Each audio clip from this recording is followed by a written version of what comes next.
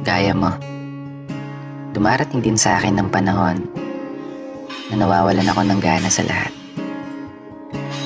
Oo, panahon na tila ba lahat ng inipon kong gigil naglalaho na lang ng isang iglap. Kadalasan isang umaga, wala ka ng ganang bumangon at ayaw na rin kumana ng mga talukap. Isang umaga, bigla ka na lang makakaramdam ng pagod. Oo, pagod ng katawan, maging ang pagod ng utak. Pagod na siyang dahilan kung bakit tinatamad ka ng makipag-usap.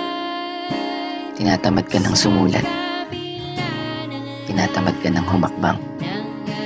Tinatamad ka ng imulat. Ang mga matang, araw-araw na nasasaksihan ang mundong palaging sinusukat ang iyong kakayahan kumpara sa iyong pangarap. Mapapatanong ka na lang talaga, saan nga ba ako patungo? Saan nga ba ako dadali ng pangarap ko? Kasi alam mo, may mga pagkakataon sa buhay natin na akala mo yun na, pero hindi pa pala. May mga pagkakataon na akala mo para sa'yo na, hindi pa pala. May mga sandaling akala mo panalo ka na, talo pa rin pala. Tama nga sila. Ang buhay ng tao ay parang isang mahabang paglalakbay. At darating ang panahon, mauubusan ka ng gasolina. Masisiraan ka sa daan.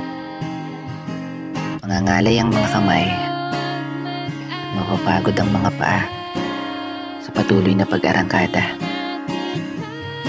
Ganun pa man, palagi mong tandaan na hindi bawal na magpahinga.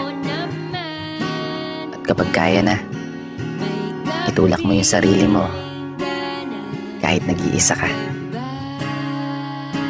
At huwag mo sanang kakaligtaan na malayong malayo ka na kumpara sa panahong nag-uumpisa ka pa. Ngayon ka pa ba susuko? Kaya isang pagpupugay para sa lahat ng mga tao na patuloy na naglalakbay at sumasabay sa hamon ng buhay. At ito ang aking munting tula. Sana nagustuhan mo.